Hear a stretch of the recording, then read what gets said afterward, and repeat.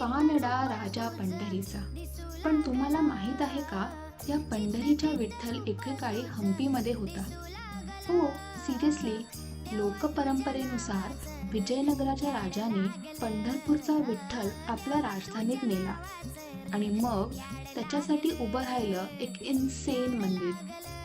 Stone chariot म्हणजेच दगडाचा रथ आणि संगीत वाजणारे स्तंभ, आज ज्याला आपण विठ्ठला टेम्पल म्हणून ओळखतो.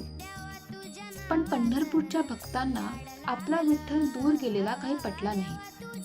कथेप्रमाणे संत भानुदास विठ्ठलाच्या शोधात विजयनगराला गेले आणि आपल्या भक्तीने विठ्ठलाला पुन्हा पंढरपूरला घेऊन आले.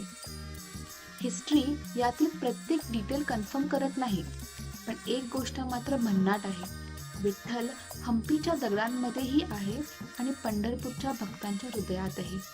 म्हणूनच कदाचित कानडा राजा पंढरीचा, कारण देवाचं लोकेशन बदलू शकतं पण भक्तीचं कनेक्शन नेव्हर.